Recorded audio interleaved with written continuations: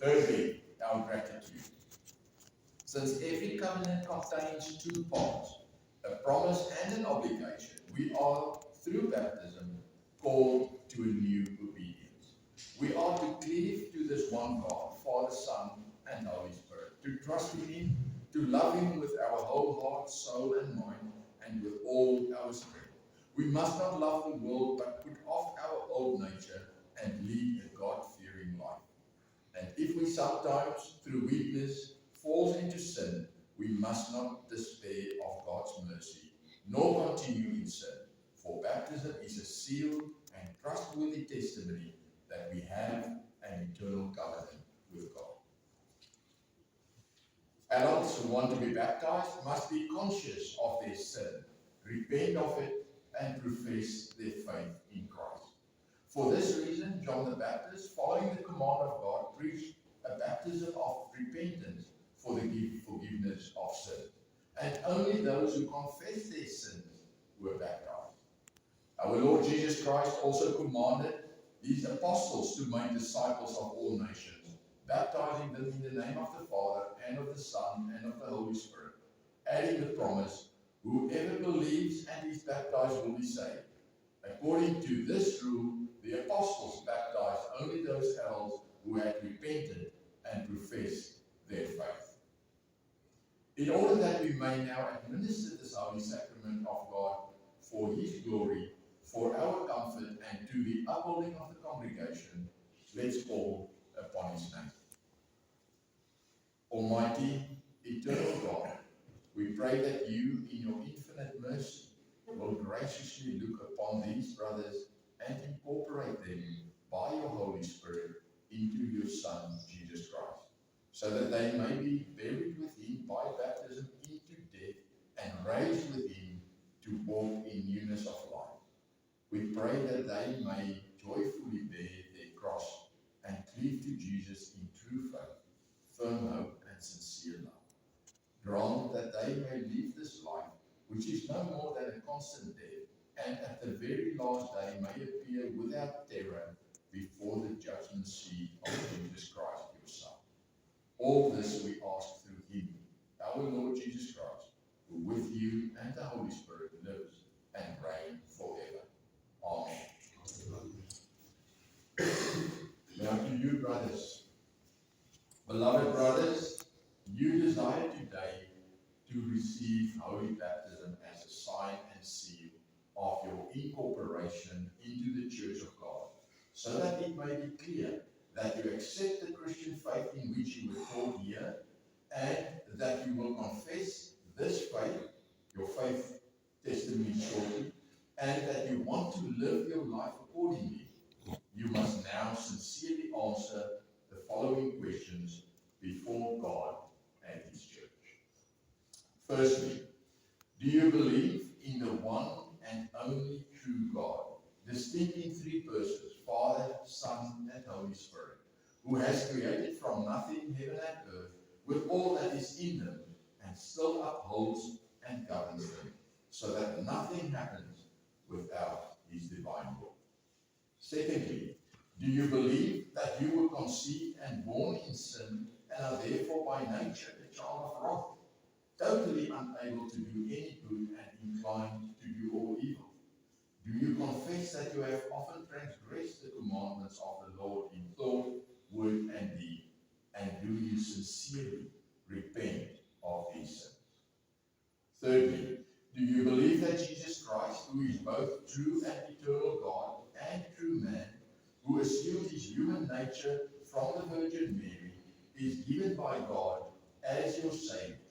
Believing in Him, do you confess that you received the remission of your sin in His blood, and that by the power of the Holy Spirit you have become a member of Jesus Christ and His church? Fourthly, do you wholeheartedly agree with the doctrine of the Word of God, summarized in the confessions and taught here in this Christian church? Do you promise to continue steadfastly in this doctrine to the end of your life? And do you reject all heresies and errors conflicting with this understanding? Do you promise to persevere in the fellowship of this Christian church and be diligent in hearing of the Word of God and in the use of the Holy Sacrament. And lastly, do you firmly resolve as is proper for a member of Christ and His Church, always to live the Christian life and not to love the world and its evil desires? Do you promise to submit willingly to the Christian church discipline, should it happen, and may God graciously prevent that you stray either in doctrine or in conduct? Roger Africa, what is your duidelijk hoorbare antwoord op hierdie vraag? Ja. Carlos Burgess, wat is jou duidelike hoorbare antwoord op hierdie vraag? And Lilo Nachana, what is your answer on these questions that the church can clearly hear? Yes. We will now baptize you one after the other, but before we do the baptism itself, you will have the opportunity to confess your faith. So you can do that either in Afrikaans or in English, right? So we will start with you, Roger. En woordbelijdenis reformeert de eerste.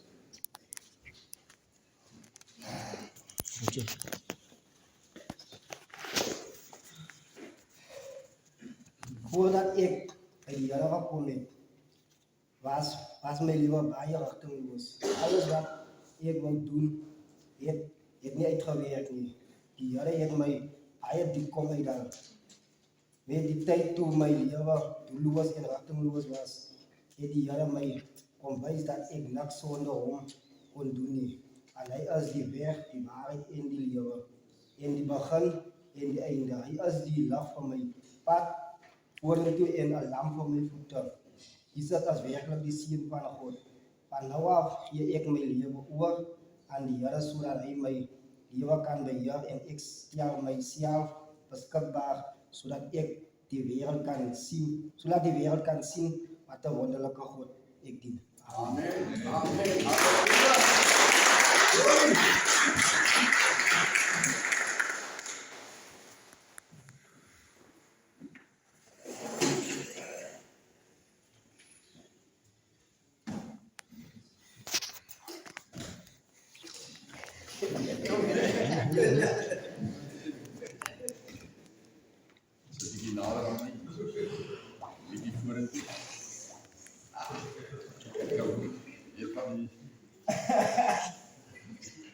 Roger Africa.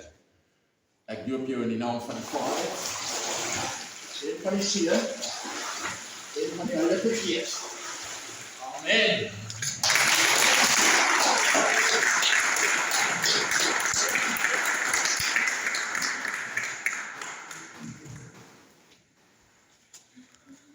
Net so die kans om die af te droog en sy kameras af te trek.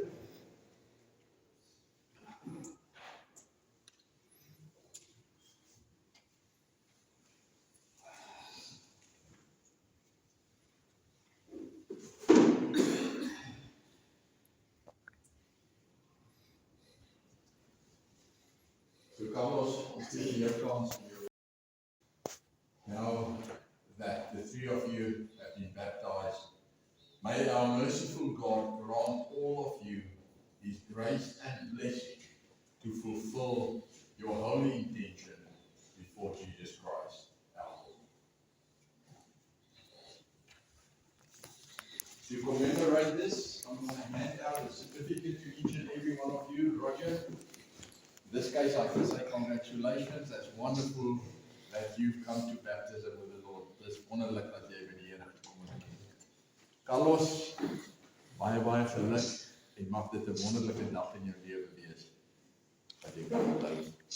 Dito, may this be a wonderful day in your life. May the Lord be with you in the future of your Christian life. Thank you so much.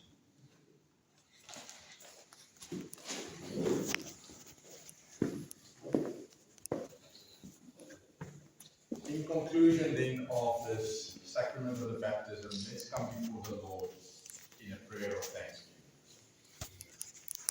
Almighty, merciful God and Father, we thank and praise you that you have forgiven us and our children all our sins through the blood of your beloved Son, Jesus Christ.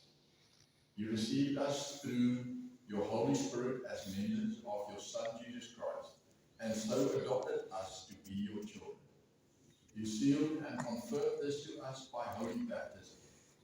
We pray through your beloved Son that you will always govern these brothers by your Holy Spirit, that they may live a truly Christian and godly life and grow in the Lord Jesus Christ. Grant that they may acknowledge your fatherly goodness and mercy, which you have shown to them and to us all. May they live in all righteousness under your only teacher, King and High Priest, Jesus Christ, and valiantly fight and overcome sin, the devil, and his whole dominion. May they forever praise and magnify you and your Son, Jesus Christ, together with the Holy Spirit, the one and only